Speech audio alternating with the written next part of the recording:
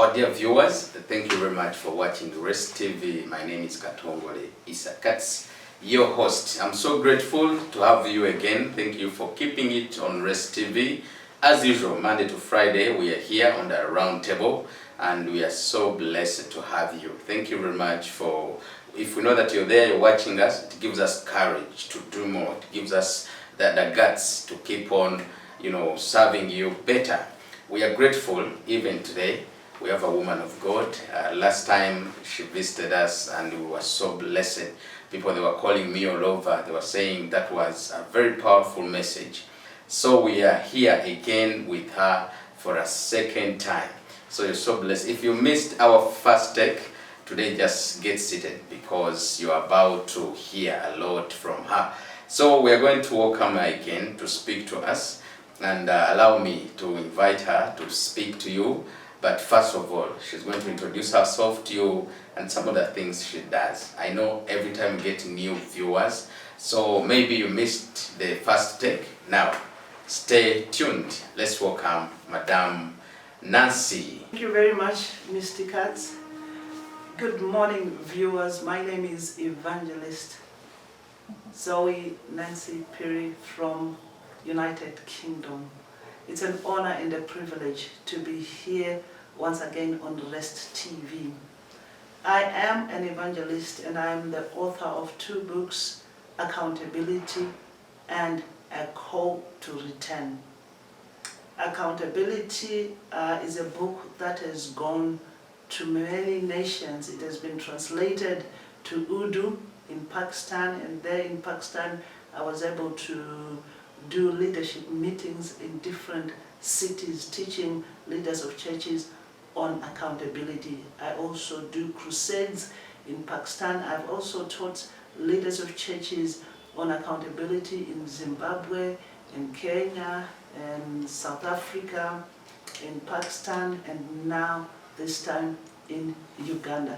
And I'm blessed to be able to do that. All right, so you've heard from her, and we are going to just go straight to accountability part 2. Those of you who watched the first part, it was very, very wonderful, very, very good. So we're going to go to our part 2 of accountability. But as you know, Madam Nancy, every time we get new people viewing us, new people watching the program. So we're going to start. I know last time you explained about accountability, and people were watching, for them they got to know what is accountability. But for the sake of new viewers, we start from there. The definition of accountability, how can you define that? And then we shall go straight to the points we have today. Accountability is that willingness for people to account for their actions.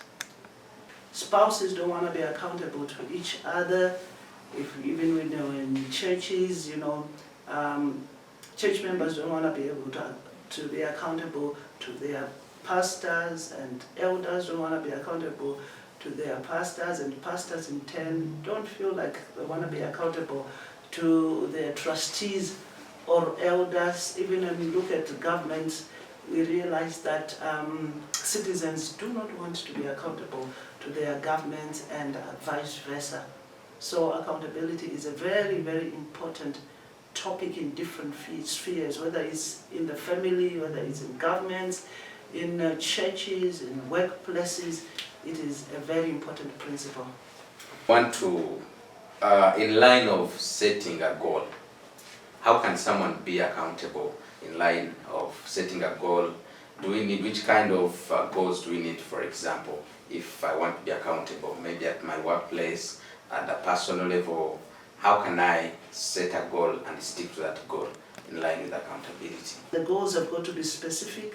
Yeah. They have got to be measurable. They have got to be achievable. You have to be able to achieve the goals that you are setting, and the goals have to be relevant to what you are trying to do, and they have to be time bound. Have clarity in everything that they do, and to stay focused and motivated as they see level by level their goals being achieved. All right. There's something you've talked about under goal setting. If I want to be to give accountability, do I have to set time on that? That maybe at this time I'll be maybe done with the accountability, or because you said has to be measurable, time bound, as you've mentioned there. How important is it to set a goal in line with accountability, and it has it needs to have a time frame? Yes, it is very, very important for the goal setting to have a time frame. Because if you don't set a time frame, it means that you can spend the whole year, doing a specific thing. But I think you can set a time frame. Let's say what you are doing can be done in 3 months. So you have to make sure that there is a time frame. So whether it's an organization or you are an individual, you are able to continuously check, where am I so far? What have I achieved? How is my time frame? Am I going to achieve what I want to do in the time that I have put? Because if you don't put a time frame, you can keep procrastinating, and something that should take 3 months can take a whole year. Yeah. And also you have to make sure that you see whether your goal is achievable. I don't need to be accountable anymore. Oh, no, it's not like that. Accountability is continuous. Oh, okay. Accountability should be a lifestyle. So it has no end. If you are to be successful in your life, you have to have everyday accountability. You are examining yourself every day. What have I done right? What have I done wrong? How could I make this better? So it's a lifetime thing. It's a continuous. Yes. Meaning that in accountability, you set a goal that maybe if I have 3 months work to account for that, then there. I was explaining about the goal being achievable. Yeah. You have to make sure that whatever goal you are setting, it's practical. You can do it. Because it does not make sense to have a goal that you will not be able to achieve.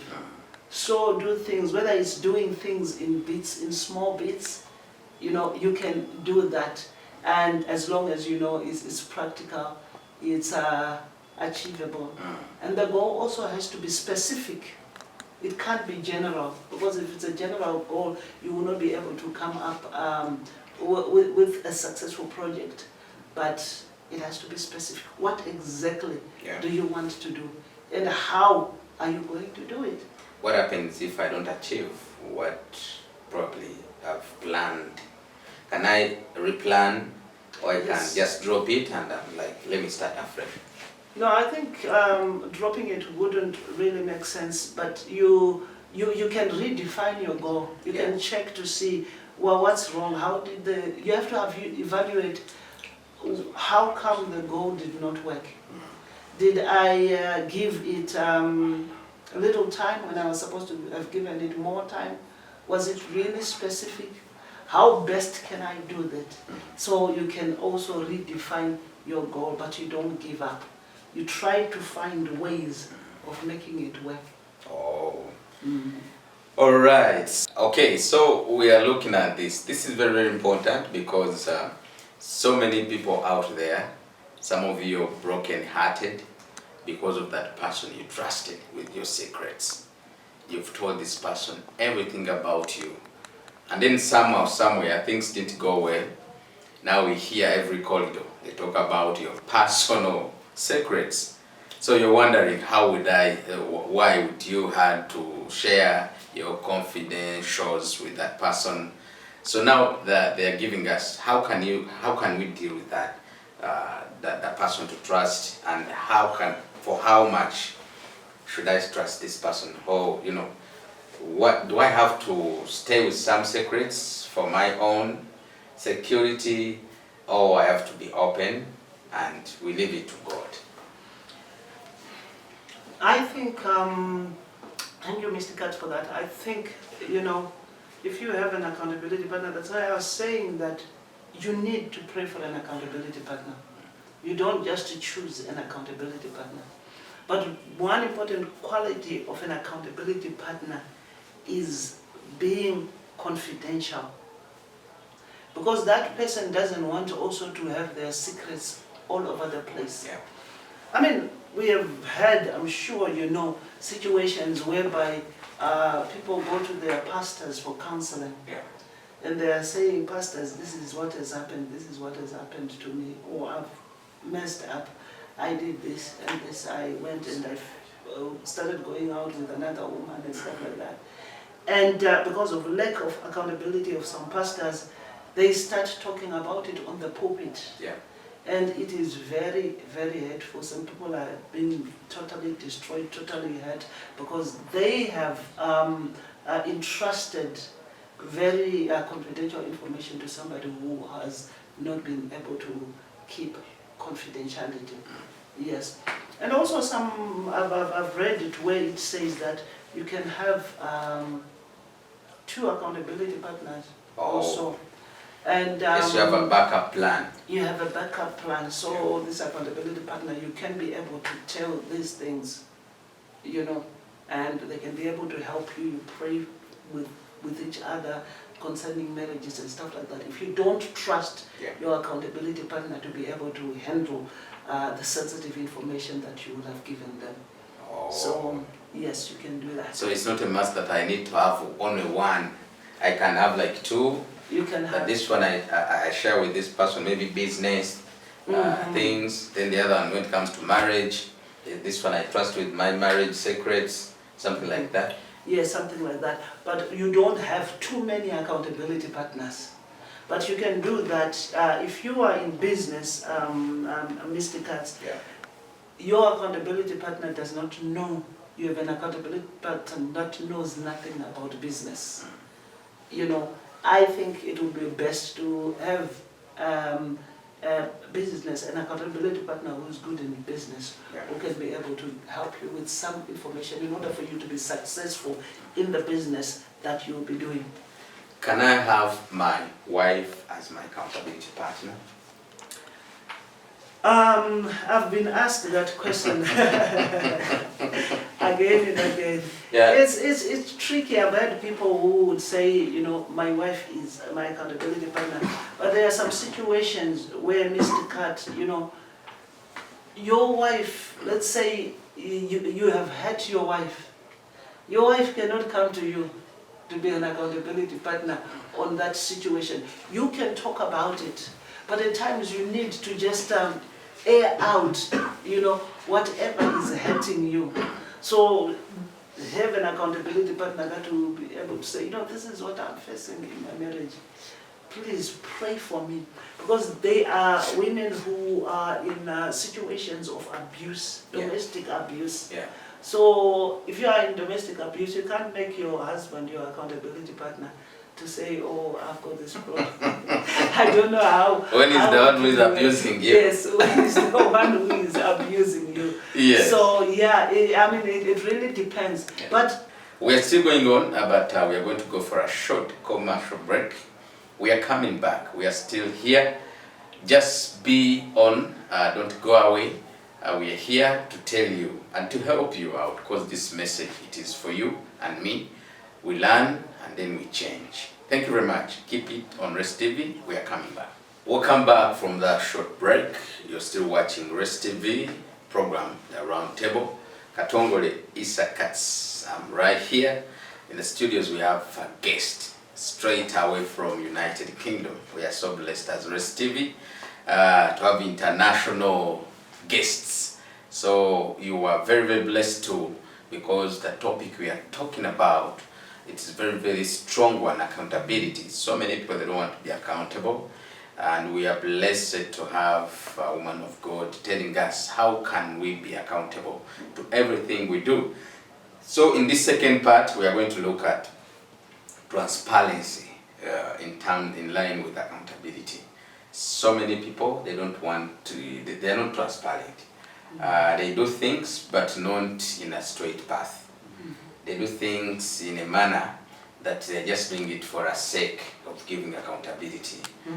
It's very important when you are doing whatever you are doing to make sure that you are open in what you are going to do. What are your intentions? What are you intending to do? Whether you are in a church sector, what do you, as the leader of a church, intend to do?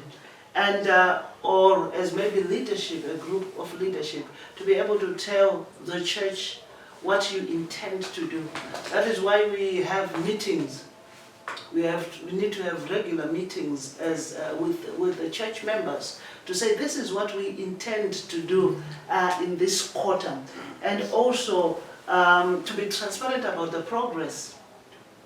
How far have we gone? Are we facing any challenge during the project that we are doing?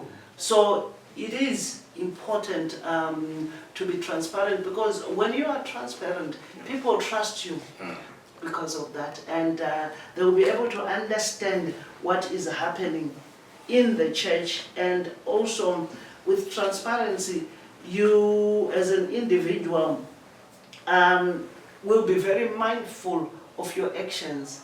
Everything that you are doing, you are mindful of it. You are examining yourself at every step of the way. So why is it so hard for people to be transparent? I don't know, maybe lack of integrity. Yeah. Lack of integrity in people, and in this if we are looking at in the case of churches, holiness, no fear of God. Yeah.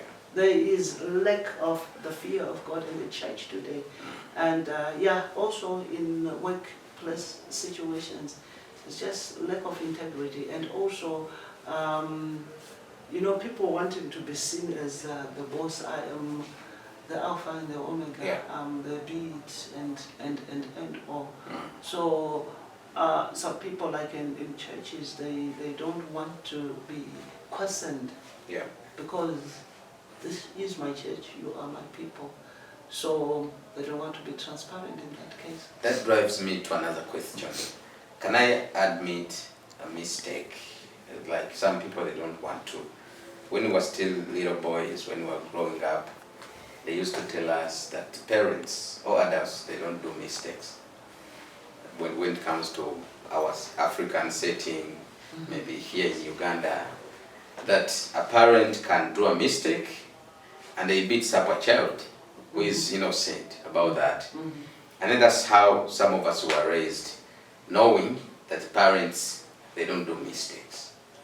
And then it is also affecting us when we have grown up. You might find some people, or some pastors, some leaders in certain community, when admitting a mistake is hard. How can accountability help these people admit? So I want to take you back a little bit, what you have been talking about parents. I think it is very important for parents to be able to admit their mistakes to children. They should be, in a way, accountable to their children. That's how you raise the children, to know that mom and dad can say, you know what, I made a mistake.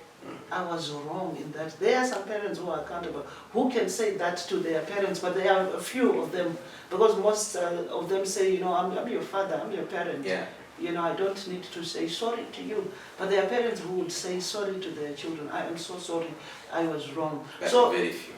But very few. Yes. So if children grow in that environment, that's exactly how they are going to live their lives, without integrity, without the ability to say, I am sorry. So if it's in church situations, even leaders in churches can make a mistake, but they will refuse to say, admit. Yes, they say they are too big for that. They are the pastors. But a leader of a church go in front of the church on the pulpit to say, I am sorry, I messed up. I am wrong. If you see places where there have been scandals in the church, a leader who comes on the pulpit and says, I am sorry, this is what I have done. You know, people trust that person more than a person who refuses to say, I'm sorry. You know, I know, but that one is happening is maybe in the United Kingdom. But, but here in Uganda, you find someone in wrong, maybe a pastor or any other leader, and then they try to justify their sin, and to make it maybe seem not to be as a sin.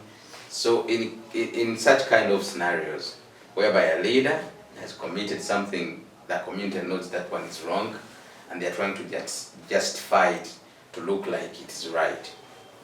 In such a situation, can accountability help us? Who should hold you accountable to your actions?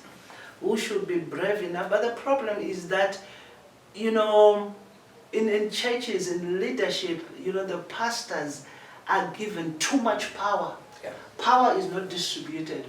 Like I was saying last time, I go to a predominantly white church. Yeah. Power is distributed.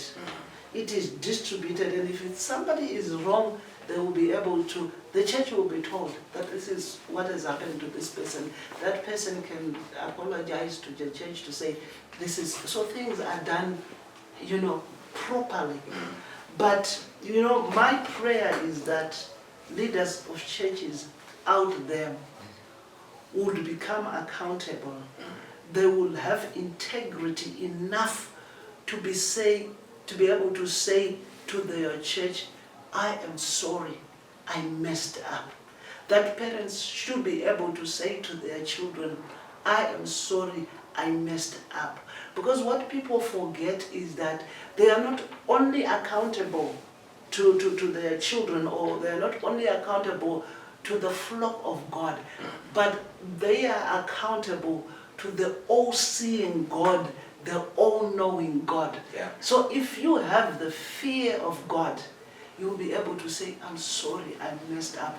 You know, I've realized that some people in such a church where somebody justifies themselves, you realize that in the church, a lot of men also go out there. Oh, okay. And the followers. And the followers. Yeah. So now, as a leader, then you stand accountable to God for this that you have caused in the church. And also a lot of people will be hurt, they will be broken-hearted. And some people will even backslide and say, if this is what our leaders do, I don't want to go to church anymore. And you will end up as a leader having blood in your hands. You can help us, because we've seen so many people. They sin intentionally, and then the next day comes back to church and like, oh God, I'm sorry. They commit sins and then they come back and repent. Yeah, that's when the word of God says, shall we continue in sin that grace might abound?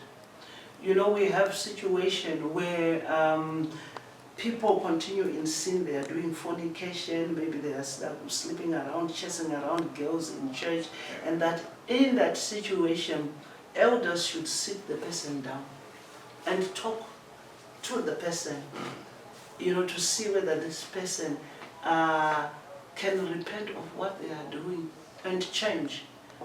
Because honestly, if the situation is like that, parents will, and you are allowing that person to continue being in church and maybe being a leader in church, that will affect the whole church. Yeah. Parents will say, oh, we are taking our children out. They will probably not end up coming to church because you have decided to protect one person. So leaders should have integrity, and they should hold people who are living in sin accountable. But at times, if you see what I wrote in the book, that the other problem that causes leaders, they fail to hold people accountable because they themselves have got skeletons in their cupboards. So how can you, as a pastor, tell a youth leader In politics, you know, if the leaders of the nations are not working right, they've got their scandal, financial scandals and stuff like that, how can they put a minister into jail because of the scandals that they have done, when they know, everybody knows that they are doing the same thing? Yeah. So that's when in governments you have what they call the catch and release. You catch them, you send them to court, then they go in jail for 2 days, then Then they release them. they are out, they are released. For at what extent? For example, someone might be maybe drunkard. You want to get rid of this person, and this person is like, you know, Pastor, I'm willing to change. I'm trying to change, but it's not easy. So to what extent, at what level do we say that I think this guy, it is beyond now, we have to let you go? Maybe you refer, maybe you advise this person to join another church. That one has to be like at what level? I think, first of all, you need to find somebody to counsel that person, Yeah. to help them in their journey, you know, of recovery from whatever they are doing. You know, sit them down. You don't just throw them out and kick them out in the church. Sit them down, let them have counseling. Give them somebody who will make a follow-up of them, somebody that other people, they say a church is like a hospital, isn't it? Yeah, yeah. If they are struggling and they want to come to church, because people can be addicted. Mm. You know, I once was addicted to a kind of bubblegum in the UK. And now I understand addiction. So just simple spearmint bubblegum, I would eat it and I got so used to it. Maybe it had gotten into my system. Yeah. So there would be a time when I would be at work. I want the bubble gum in my system. I would say, you know, to the people that I'm working with, I want to go and get some painkillers there. Oh. Yet I was going for bubble gum. Wow. And in the place that I was working in the army, in the British Army, at a certain base, I would ask somebody who has the key to the bar, please can you open the bar and give me some bubble gum? I was addicted, but I had to get to a point. My sister is a nurse. But at first I didn't want to tell anybody that I'm addicted to this, so I told my sister, this is the problem, I've got a problem. I'm ending up even chewing the bubble gum and swallowing it. Then she said, you've done well because you have you have seen, you know, that you have got a problem and you have agreed to it. Yeah. So then she was trying to help me do this, do this, do this, do this, until I got off that bubblegum addiction. How did you realize that you were addicted to bubblegum? Because I couldn't stop, I couldn't. When my body, when I wanted to have it, I would look for it. Where is it? Where is it? Do I have a piece there? Do I have a piece there? No, I have to go and buy. And I would buy a lot. And I could have, you know, there are 10 pieces.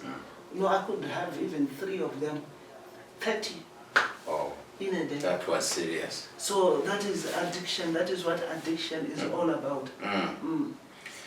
Okay, maybe the other thing we should look at, how can we embrace consequences? Because now we're looking at, you've talked of something which is also very, very crucial, that someone might be addicted. Of them they can realize, others they might not realize. But the consequences, how can we embrace that? Because maybe if you're a church leader and you start seeing people, they are no longer coming to church, the church is becoming empty, can we embrace that with a positive change? Not saying that maybe the tenure was done, God is bringing more. Because if we are looking at that perspective of a leader in church, that is where we always say that God has the 7,000. If you're to go, the door is open. God is going to bring more. If you don't want to worship, God will raise the stones. So there's this person who has failed to admit that maybe he needs to be accountable. And it's like, if people are going away from church, maybe their tenure with this church is done. how can we embrace such kind of consequences? Positive actions or negative actions, I have messed up. And by so doing, by accepting that, it will encourage me to be able to change. To be able to change the way I do things, to be able to be responsible in the way that I behave. So that would help me to change. Yes. And so also, if as a church you are realizing that this person is not changing at all, and whatever they are doing is damaging the church, so to speak, it's affecting, like if they are going about sleeping with girls and doing that and that and that. If they are in the leadership, they have to step down. If you realize that they are still affecting the congregants, then you protect the flock of God. How often can I do a check-ins if to do accountability? If I had an issue, if I had a problem, like for instance, for you were addicted to bubblegum. We're doing some checking in to see that now I was taking 3 a day, now I've reduced to 1. So how often can I do check-in if I'm to account for myself? I think as an individual, I think it's important to live a life of self-examination, day by day.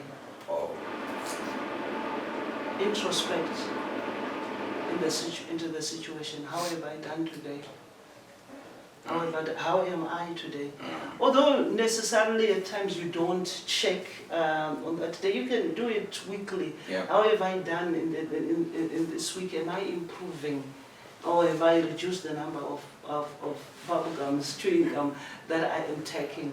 So, but the most important thing is you are introspecting, you are examining yourself. Make it a lifestyle of examining yourself, because it is very important.